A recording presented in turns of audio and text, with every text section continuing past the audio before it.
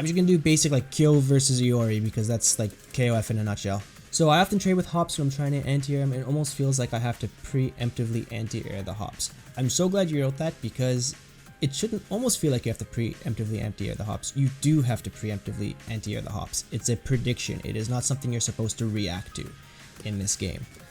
So let's say someone goes like this to you, right? Someone does this to you.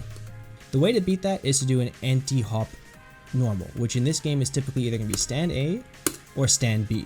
But generally speaking, you want to hit them with either a stand B, depending on the character, or most likely stand A. If they're really close, you can do something like a close C2, but it's going to depend on your character and things like that. But that's not a reaction. The game pace is too fast and there are too many options at that close range to be able to react to the hop. So you have to think, I think they're going to hop here, so I'm going to push a stand A. That's a total prediction. There, I'm predicting that they're going to hop. And of course, that works mid-screen just as it does in the corner. You have to predict that the hop is coming.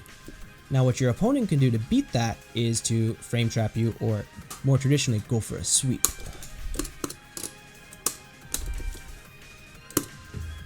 Because the stand A is gonna, it's a high attack, like your attack goes high in the air, the stand A.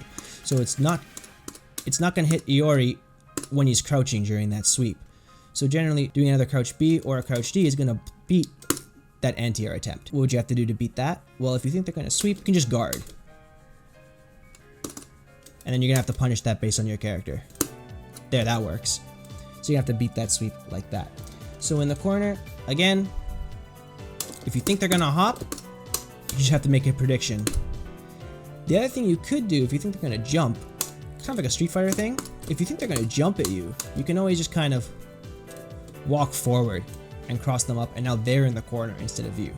Again, that's a prediction, it's a read, you're not reacting to their jump, you're just moving, and that's how it works. If you're really scared and you're not quite sure what they're gonna do, you always have like blowback options like that to get them off you when there's too much pressure in the corner.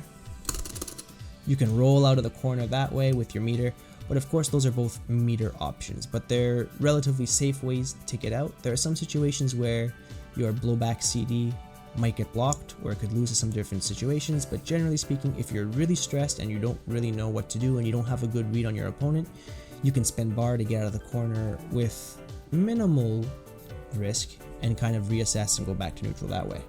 Yeah, trying to react is your main mistake. You don't want to react to that. You want to always do prediction anti-airs. If they're doing a full jump, however, full jumps you can react to. If someone's doing this to you, like mid-screen, like this kind of stuff, like these kind of Ioris, you shouldn't let that, that's not okay. Like you gotta kind of like, you gotta be able to react to this with a DB. That's gonna be important. But yeah, you don't want to react to hops. You want to predict hops.